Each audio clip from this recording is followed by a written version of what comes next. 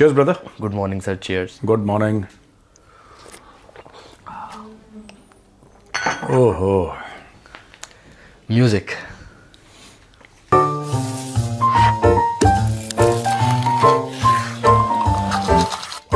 Cheers. Sir, हाँ जी, आदेश। एक नई जंग शुरू हो चुकी है पाकिस्तान और अफगानिस्तान के बीच में। हाँ। अभी पहले पाकिस्तान ने अटैक किया अफगानिस्तान के ऊपर, इंडिया ने कंडेम भी किया था उसको। उसके बाद अफगानिस्तान ने अटैक किया पाकिस्तान में, कुछ उनकी पोस्ट 15 बॉर्डर पोस्ट कैप्चर कर ली, कुछ सोल्जर्स पाकिस्तान के मार दिए। अब पाकिस्तान ने वापस अटैक किया है। तो ये जो चल रहा है सब कुछ, क्यों? मैं एक चीज़ बड़ी जिम्मेदारी के साथ बताता हूँ हमारे जो व्यूअर्स हैं, चाहे वो पाकिस्तान के हैं, अफगानिस्तान के हैं, कहीं के भी हैं। ये जो पाकिस्तान अफगानिस्तान के खिलाफ ये जंग पाकिस्तान ने छेड़ी है, अफगानिस्तान ने तो नहीं छेड़ी। इसका अफगानिस्तान से कोई लेना देना नहीं है। अफगानिस्तान से लेना देना ही नहीं है। इसका अब देखिए, जब भी पाकिस्तान इन्वॉल्व हुआ है अफगानिस्तान के अंदर, उसका अफगानिस्तान के साथ कभी भी लेना देना नहीं था। जब सोवियट्स आए 79 और 89 के बीच में, जब सोवियत इन्वेजन हुआ अफगानिस्तान का, इन्होंने जाके अमेरिकन को चूरन बेचा कि हम आपकी मदद करेंगे, तभी इन्वॉल्व हुए, क्योंकि अमेरिकन से इनको पैसा मिला।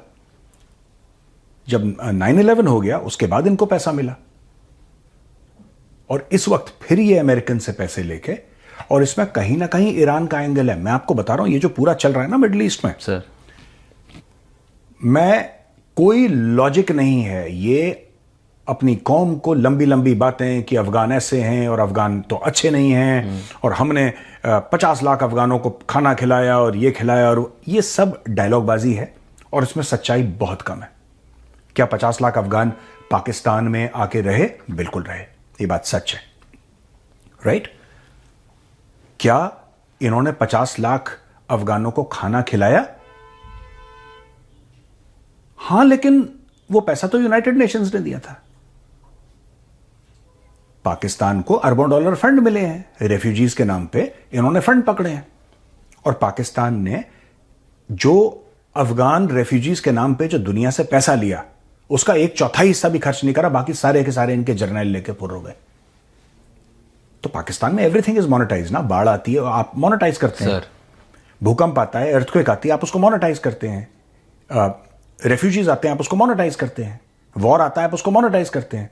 जब तक उसमें डॉलर का एंगल नहीं होगा, पाकिस्तानी जर्नल कुर्सी से नहीं उठेगा ऊपर। तो ये जो पूरा चल रहा है ना, अब ये देखो, ये इतनी बेवकूफी की चीज है, इतनी बेवकूफी की चीज है कि पाकिस्तानी ये कह रहे हैं कि हम, और जो सीरियस एनालिस्ट्स हैं जिनको मैं फॉलो करता हूं, वो कह रहे हैं कि अब पाकिस्तान ने मन बना लिया है कि कंधार को मलबा कर देंगे। और सर, यही ख्वाब लेके अलेक्जेंडर भी आया था, सिकंदर। यही ख्वाब लेके रूसी लाल फौज भी आई थी, यही ख्वाब लेके अमेरिकन भी आए थे। ये पाकिस्तानी पहले नहीं है। पाकिस्तानी फौज जो है, या पाकिस्तानी सेटअप है, वो पहली बार ऐसा नहीं कि किसी को अफगानिस्तान को लेकर गलतफहमी हुई है। अफगानिस्तान को लेके देखिए, आज की तारीख में इंडिया अफगानिस्तान के अंदर काम कर रहा है, ठीक है ना? अफगान हमसे नहीं लड़ रहे, इंडियन से प्यार करते हैं। क्यों? आपने कभी सोचा है क्यों प्यार करते हैं? हम उनसे लड़ ही नहीं रहे सर, हम उनसे, अफगानों से लड़ ही नहीं रहे। हम कह रहे हैं हम आपके दोस्त हैं। अगर आप किसी को बोलेंगे हम आपके दोस्त हैं, तो पागल है जो आपसे लड़ेगा। नहीं समझ रहे सर? आज की तारीख में मैं आपको एक बात बताता हूं। पाकिस्तानी कहते हैं कि अफगानिस्तान से टेररिस्ट आते हैं, ठीक है? चलो 1 मिनट के लिए मान लेते हैं कि अफगानिस्तान से टेररिस्ट आते हैं। लेट अस अज्यूम 90s में अफगानिस्तान से 90s में अफगानिस्तान से टेररिस्ट कश्मीर भी आते थे, पुंछ के इलाके से, क्योंकि मैं पुंछ के लाइन ऑफ कंट्रोल पे था। मैं कंपनी कमांडर था वहां पे, और मेरे अंडर पोस्ट थी, तो मैं जितना मुझे पता है मैं उतना बता सकता हूं। भारत ने तो कभी अफगानिस्तान को ब्लेम नहीं करा, क्योंकि करवा रही थी आईएसआई।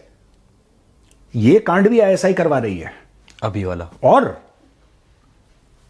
100% ये मैं आपको बताता हूं ना कि किस तरीके से इसमें 3-4 चीजें हैं और ये हम कवर भी कर चुके हैं। ये ग्रेट डिसेप्शन चल रहा है कि हमने अफगानिस्तान को ये कर दिया तो अफगानिस्तान को ये कर दिया तो अफगानिस्तान को ये सारा का सारा मैं बता रहा हूं। जब 90s में टेररिस्ट आए थे और अफगानिस्तान से आए थे, उसमें अफगान गवर्नमेंट की गलती नहीं थी, वो गेम आईएसआई ने करा था।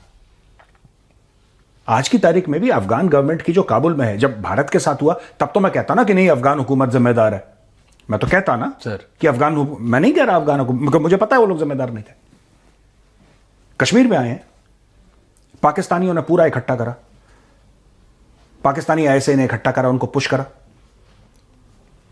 ये तो देखो आज की तारीख में हम लोग अफगानिस्तान में हैं, हम कह रहे हैं कि वहां पे जो आवाम है ना, जो आम लोग हैं, बच्चे हैं, ठीक है, हमने उनके लिए अगर सड़क बना दी, ये तो इंसानियत का काम है, ये तो दोस्ती का काम है, करना चाहिए, ठीक है ना। और हम कोई एहसान नहीं कर रहे किसी के ऊपर, क्योंकि दोस्ती में एहसान नहीं होता सर, दोस्ती में फर्ज होता है। जो इंडिया कर रही है वो इंडिया की ड्यूटी है, अफगानिस्तान में कर रही है, और जो अफगान भारत में आते हैं वो उनकी ड्यूटी है। हमारा फर्ज है एक दूसरे की तरफ, अगर दोस्त हैं, अगर भाई हैं तो फर्ज है। इसमें कोई किसी के ऊपर कोई बड़ा भाई नहीं है, कोई छोटा भाई नहीं है, दोनों बराबर हैं सर। ठीक है। यह बहुत बड़ी गलतफहमी है पाकिस्तानियों को, ये सोच रहे हैं ये करके, ये इनको पता ही नहीं क्या आ रहा है। इन्होंने एक क्या करा है पता है, इन्होंने अफगानों को छेड़ के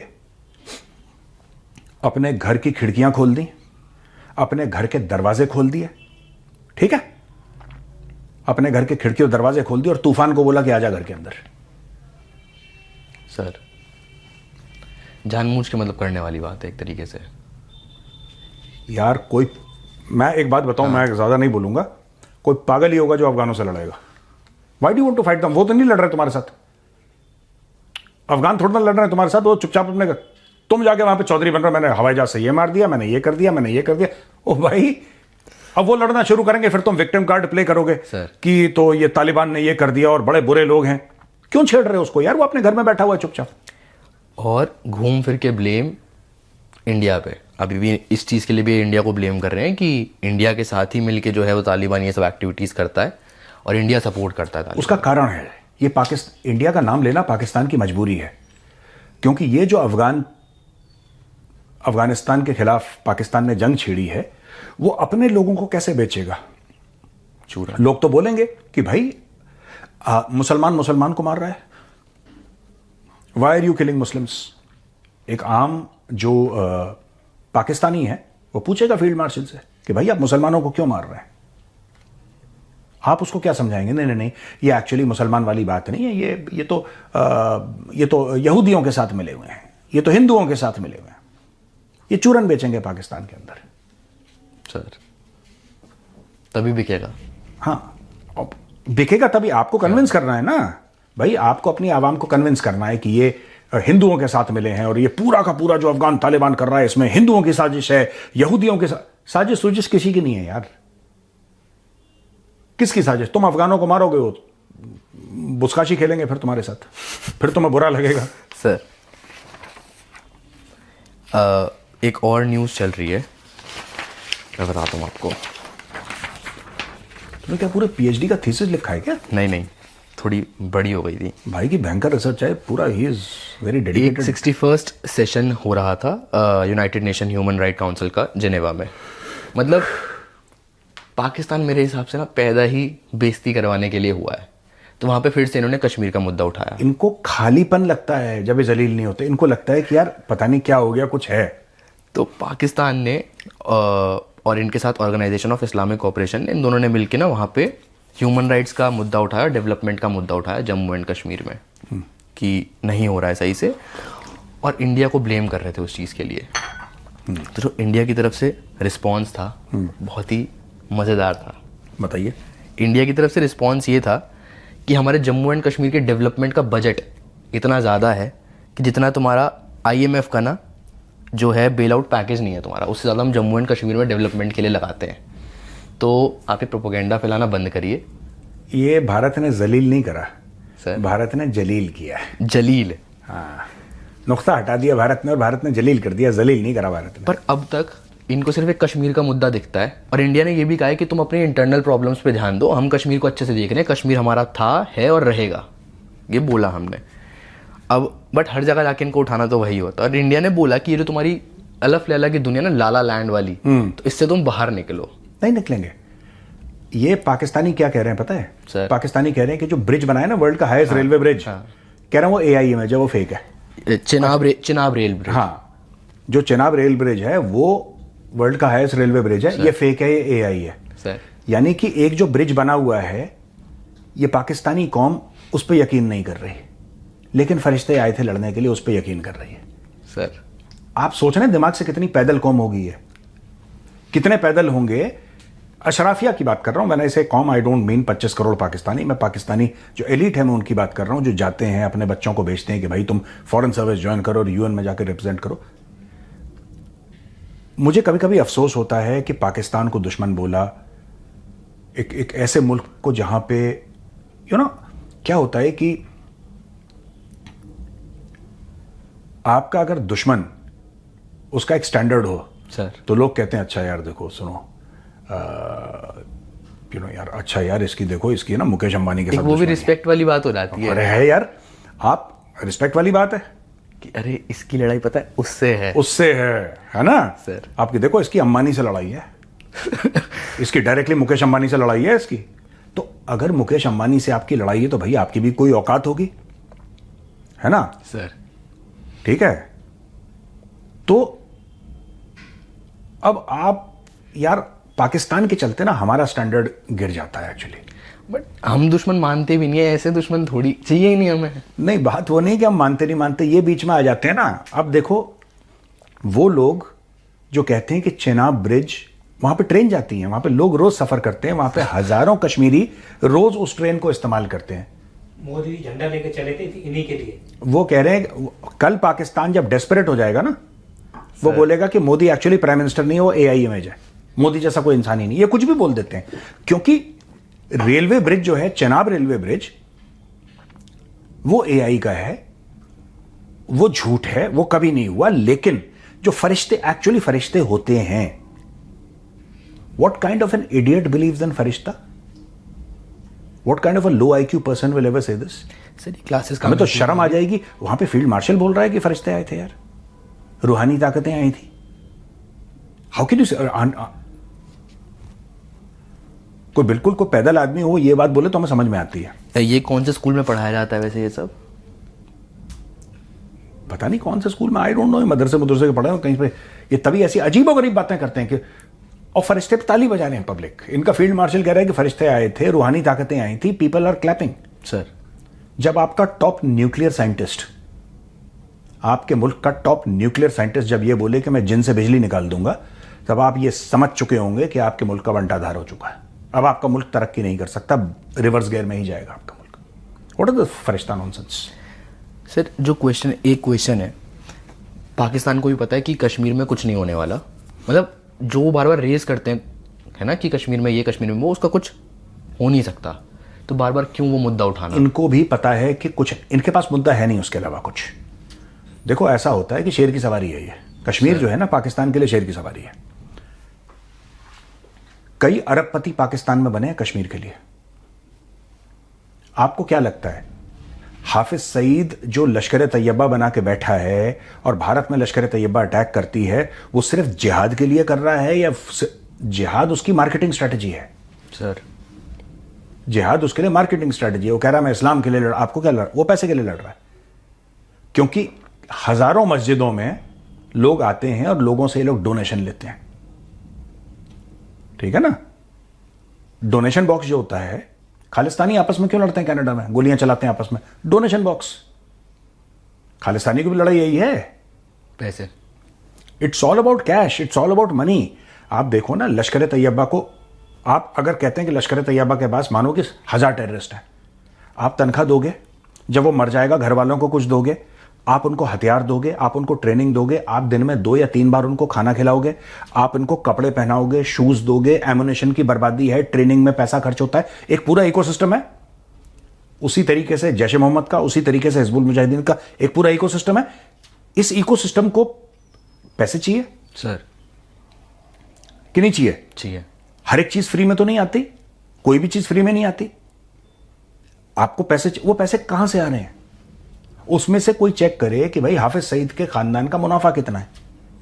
उसी तरीके से जो कश्मीर है वो पाकिस्तान के लिए मुद्दा है, क्योंकि इन्होंने 78 साल से, जब से पाकिस्तान वजूद में आया है, उन्होंने कश्मीर कश्मीर कश्मीर कश्मीर को इतना बड़ा, एक जैसे बुढ़िया के बाल खाए हैं आपने कभी सर? कैंडी फ्लॉस जिसको कहते हैं, वो इतनी बड़ी हो जाती है, वो होती इतनी सी है सर। लेकिन आपने लोगों के बीच में, अब आम पाकिस्तानियों को बोलो, कह रहा कश्मीर के लिए बच्चे कुर्बान है, कश्मीर के गया कोई नहीं कहीं पे, कुर्बान है, बस कुर्बान है।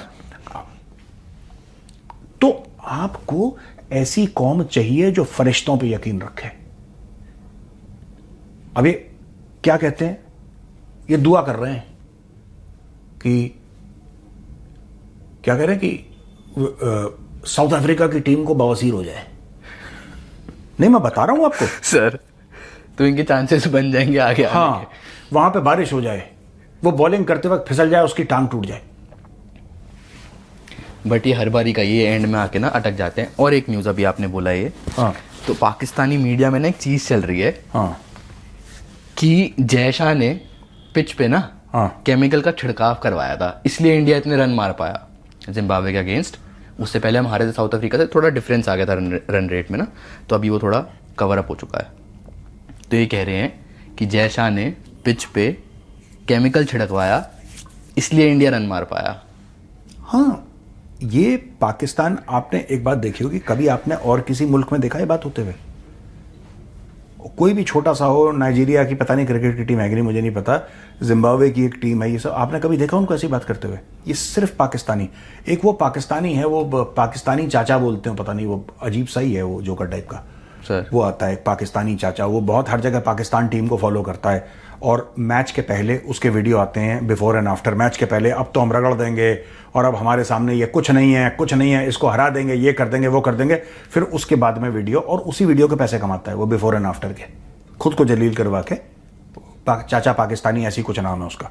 और उसकी फोटो भी बनी थी कि एक मूंछ उसकी सफ़ेद है और एक तरफ की मूंछ उसकी हरी है। अच्छा। हाँ, तो उसकी फोटो आई, तो वो कह रहा था कि नहीं, अब ये देखिए हिंदुस्तान ने साजिश करी है हमारे खिलाफ कि साहब आप सबसे पहले पाकिस्तान को उम्मीद दिखाओ कि इंडिया हार रहा है, हार रहा है, हार रहा है, हार रहा है, फिर अचानक जिम्बाब्वे को हरा दिया इंडिया ने, और हमारी ये जानबूझ के, मतलब हमारा मोराल लो करने के लिए, मनोबल लो करने के लिए।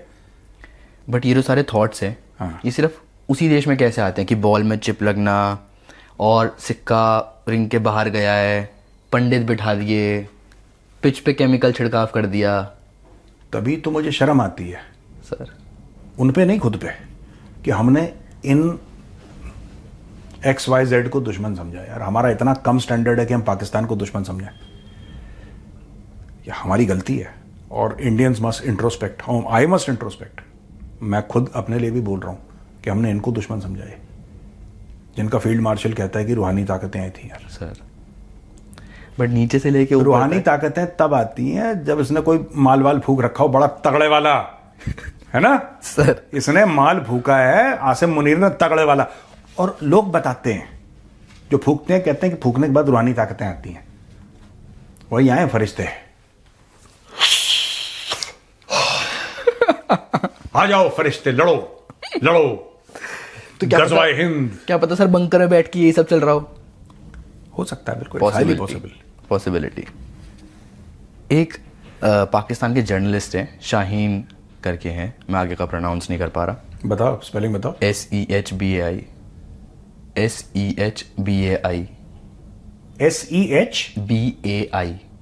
सहबाई, ठीक है, शाहीन सहबाई।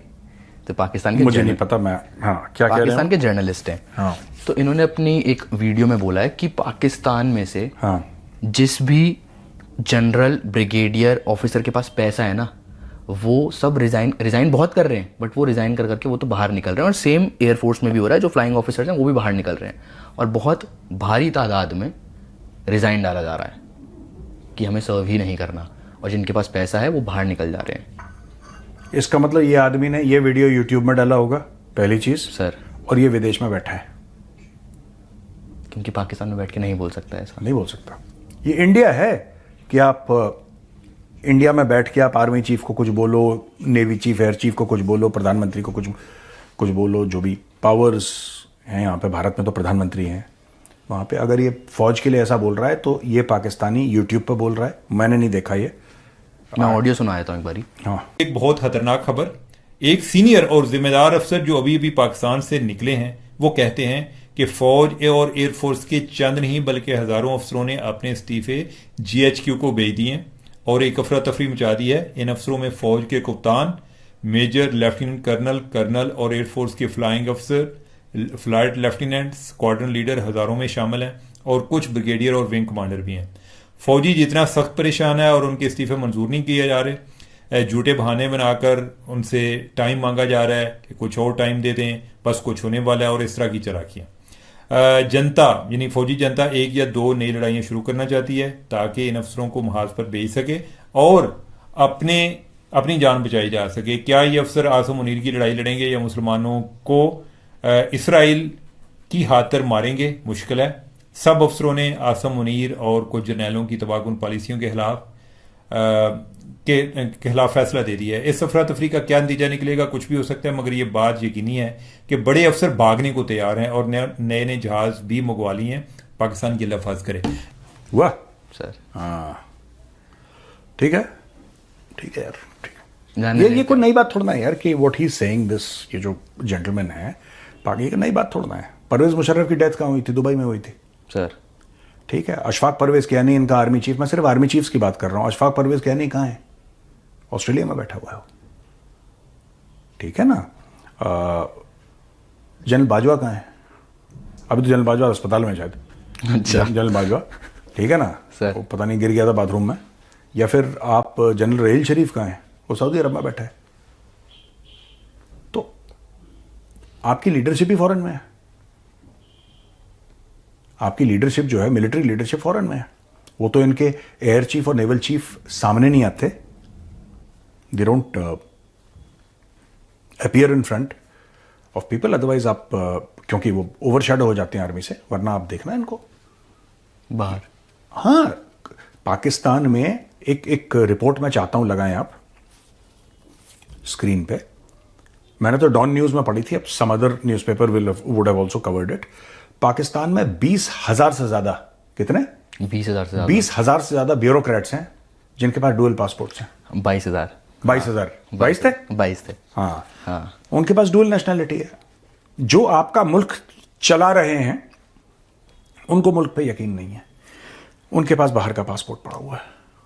जो मुल्क चला रहे हैं, ब्यूरोक्रेसी चलाती है डे टू डे, सड़क बननी है, ये करना है, वो करना है, सारा कौन करता है? ब्यूरोक्रेसी करती है। अब आप समझ लो एक मुल्क की ब्यूरोक्रेसी जिसमें ऊपर से नीचे तक 22,000 बंदे, मुझे नहीं याद है, but if you are saying 22,000 I take it at 22,000, जहां पे बंदे हैं जो वेरी गुड यार,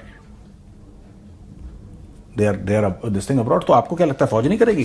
फौज सबसे पहले, आप एक बात नोट करना, आपको कैसे लग जाता है कि अमेरिका जाके इनके 3 स्टार जनरल्स सेटल हो जाते हैं? आप रिटायर हो रहे हैं, आप 60 साल की उम्र में रिटायर हो रहे हैं, 58-60 साल की उम्र में सर। कौन सा मुल्क आपको 58-60 साल की उम्र में आपको सिटीजनशिप देगा?